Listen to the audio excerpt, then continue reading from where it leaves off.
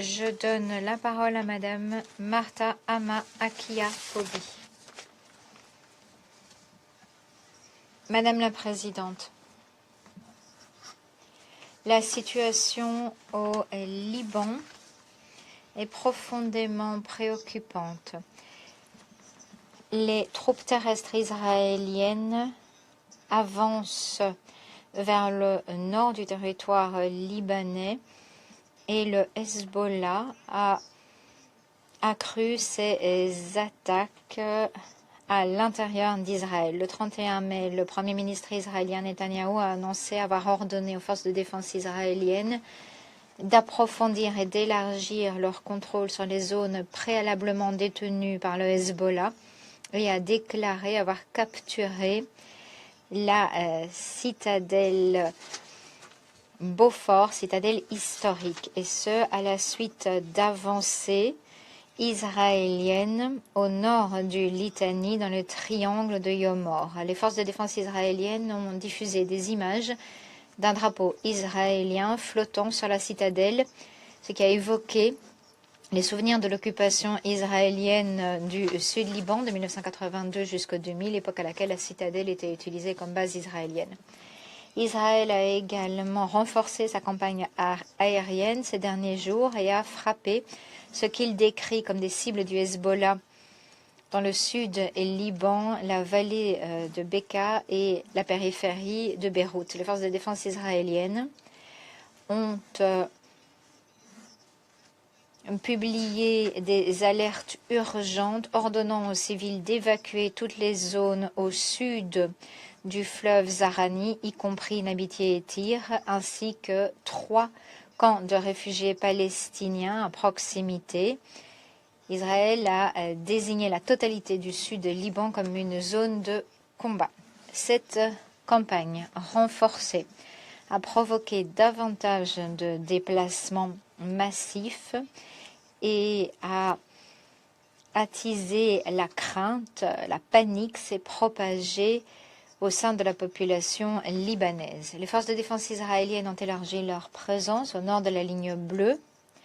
La force intérim des Nations Unies au Liban a fait état d'activités militaires intenses, y compris des frappes aériennes, des tirs d'artillerie, des mouvements logistiques et des travaux de génie dans toute la zone d'opération. La FINUL a également fait état de démolition généralisée de bâtiments dans les villages à proximité de la ligne bleue. Le 30 mai, la FINUL a enregistré 992 trajectoires de projectiles tirés par les forces de défense israéliennes. Il s'agit là du chiffre le plus élevé depuis l'entrée en vigueur de la cessation des hostilités le 17 avril. Le Hezbollah a continué de tirer des dizaines de roquettes, des missiles anti-chars télécommandés et des drones, y compris des drones à fibre optique de plus en plus mortifères. Il a également utilisé des missiles surface-air et des engins explosifs improvisés contre des troupes israéliennes et des actifs sur le territoire libanais. Ces derniers jours, le Hezbollah a renforcé ses frappes, a tiré des roquettes drones et des missiles à l'intérieur du territoire israélien. Les dirigeants du Hezbollah ont répété que le groupe ne déposerait pas les armes, contrairement à l'intention déclarée du gouvernement libanais d'exercer un monopole d'État sur le recours à la force. Depuis le 2 mars, cette recrudescence des hostilités a eu de graves conséquences en termes de vie humaine. D'après le ministre de la Santé publique du Liban, au moins 3 412 personnes auraient été tuées et plus de 10 000 blessés au Liban. Parmi les morts et les blessés, l'on compte des centaines de civils, essentiellement des femmes et des enfants, mais aussi des journalistes et du personnel médical qui travaillait sur les lignes de front. 21 membres des forces armées libanaises ont été tués, 4 civils israéliens et 26 membres du personnel des forces de défense israéliennes ont également été tués. Et la destruction et le déplacement ont touché les communautés de part et d'autre de la ligne bleue. 6 soldats de la paix de la FINUL ont été tués, plusieurs ont été blessés. Madame la Présidente, ces incidents sont symptomatiques d'une escalade périlleuse et préoccupante qui vient mettre à mal la cessation des hostilités annoncées par les États-Unis le 16 avril et qui hypothèque les efforts diplomatiques fragiles visant à parvenir à une désescalade. Ces incidents assombrissent les tentatives actuelles visant à faciliter des pourparlers directs entre le Liban et Israël et risquent de faire dérailler les efforts et les progrès ténus pour parvenir à un cessez-le-feu permanent. La présence d'Israël au nord de la ligne bleue est une violation évidente de la souveraineté et de l'intégrité territoriale du Liban, mais également de la résolution 1701 du Conseil de sécurité. Les forces israéliennes doivent se retirer au sud de la ligne bleue. Le Hezbollah et les groupes armés non étatiques au Liban doivent déposer les armes et coopérer avec le gouvernement qui s'efforce d'étendre l'autorité de l'État et d'établir un monopole de l'État sur le recours à la force. La possession et l'utilisation d'armes échappant au contrôle de l'État représentent une violation flagrante des résolutions 1559 et 1701 du Conseil de sécurité. Les forces armées libanaises sont les seules forces armées légitimes au Liban.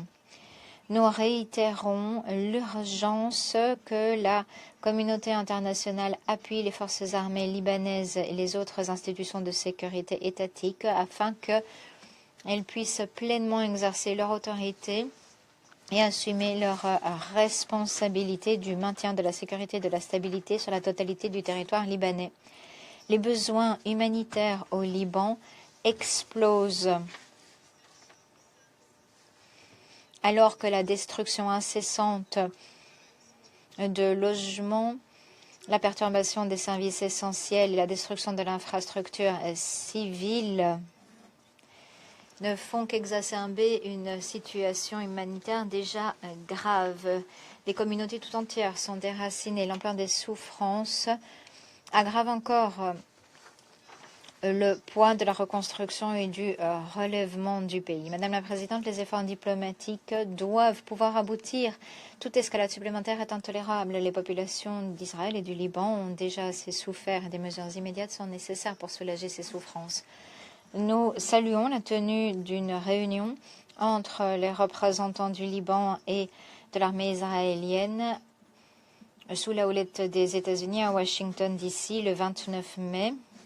À la suite de rencontres à Washington entre les représentants politiques du Liban et d'Israël auprès des États-Unis ces derniers mois. Nous prenons bonne note des réunions au niveau politique prévues cette semaine. Les Nations Unies, par le truchement du coordonnateur spécial pour le Liban, sont prêtes à appuyer ces efforts diplomatiques afin de parvenir à une cessation des hostilités durables, pleinement respectée par tous les acteurs sur place,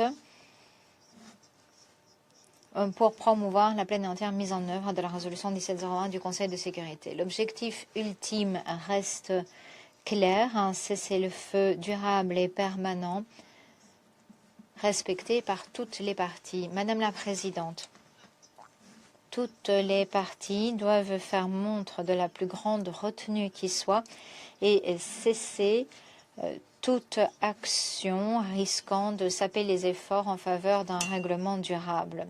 Ces hostilités se font ressentir dans toute la région. C'est avec préoccupation que nous prenons note des déclarations de Téhéran, à savoir qu'en réaction à la situation au Liban, Iran va suspendre le dialogue avec les États-Unis, bloquer le détroit d'Ormuz et activer d'autres fronts. Il nous faut redoubler nos efforts pour éviter une escalade. Dans ce contexte, nous nous félicitons l'annonce récente selon laquelle les efforts diplomatiques pourraient porter leurs fruits et permettre d'éviter davantage d'escalade. Nous exhortons les pays de la région ayant encore des liens avec le Hezbollah à encourager le groupe à coopérer avec l'État libanais pour parvenir à un monopole sur les armes. Nous exhortons Israël à retirer ses forces du territoire libanais dans le plein et entier respect de la souveraineté et de l'intégrité territoriale du Liban. Les civils doivent être protégés. L'infrastructure civile, y compris les sites de patrimoine culturel, ne peuvent être pris pour cible. Le personnel des Nations Unies ne peut être pris pour cible. Les locaux des Nations Unies doivent rester inviolables. Nous exhortons le Conseil de sécurité à se faire l'écho de ces appels et à contribuer à créer les conditions propices à une cessation immédiate des hostilités et une paix pérenne. Je vous remercie, Madame la Présidente. Je remercie Madame Poby de l'information présentée.